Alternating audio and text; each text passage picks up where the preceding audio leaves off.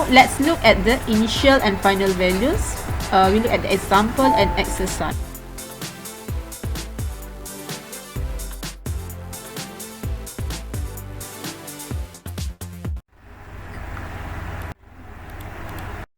So again, like the theory part, we need to find the initial condition and the final value. Okay, in the initial condition, you can see that the switch should be connect.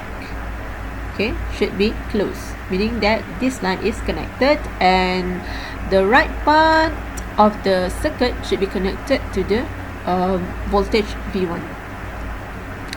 The circuit is now become like this. Okay, so you can see that at IL minus infinity, that means that it is long time when the switch is closed. So it is similar as IL T naught, and now you can find the IC T naught, VL T naught, VC T naught. Right? You can see here, if you replace your inductor with a short circuit, the current should be 0 over here. Because what? Because you have an open circuit for the voltage, open circuit for the capacitor. Okay, you will have an open circuit for the capacitor, meaning that for this particular loop, the current in this loop should be equals to 0 because of your capacitor should be in open circuit. Okay, so that's why your current IL equals to the current in this loop I2, and the current in the first loop we name it as I1, right? And IC also you get 0. This is because an open circuit will not give you any current. How about the VL? Okay, since you have a short circuit for inductor, which we know that short circuit can be replaced with R equals to 0. So if you apply a simple Ohm's law, V equals to IR, the voltage drop across this wire should be 0. However, for the voltage at the capacitor, which is this one, is open circuit now, the one that you should find is actually the voltage across the R2. Okay, you can always apply voltage divider to solve for the voltage drop. Okay, and then we should find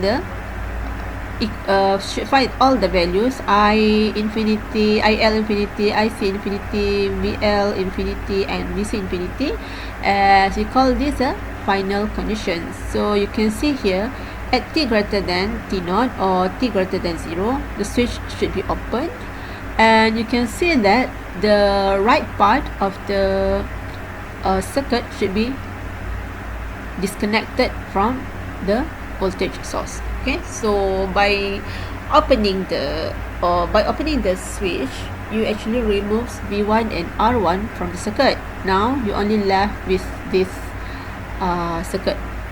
This is actually a source free RLC circuit. Okay, what are you going to find is actually the IL infinity, IC infinity, VL infinity, and also VC infinity. Okay, according to this one, since your IL, you don't have any voltage or current sources in this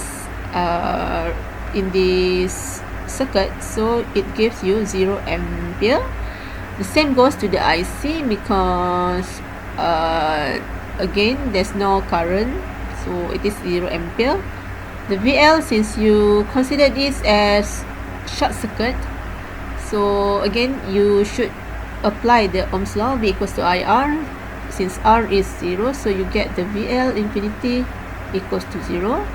And for the VC, remember that this is actually a DC analysis, so this becomes an open circuit, right?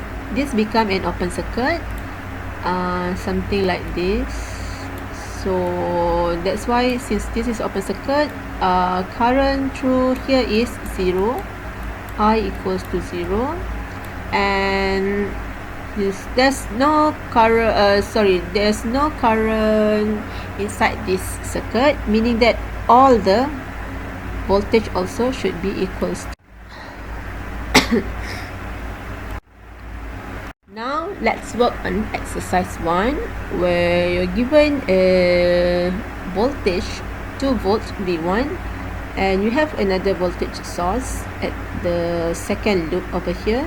So the V2 is 5, and the same, you have inductor, you have a capacitor, you have R1, R2, you have a switch at the first loop, and you have a voltage V1 equals to 2 volts. Now you need to consider the initial value, the final value, and also the value in between t less than infinity, or t in between 0 and infinity. So how are you going to do the analysis? Remember that for initial condition, we apply the switch according to the condition. So here it says that t greater than t0, the switch is open, meaning that t less than t0, the switch should be closed. Alright, and then for your analysis on steady state, t equals to infinity, you open the switch, and you apply the analysis for this particular loop. Okay, let's try to work on the exercise 1. Right, in exercise 2 also, you're given a circuit, but now you have 2 inductors in the circuit. So this is L1 and this is L2. Remember, although you can see that this is an RL circuit, but since you have 2 energy storage elements, L1 and L2, so this one is actually considered as second order circuit. Okay, the analysis is similar to the one that you do for example just now, but yeah, let's work on this one also.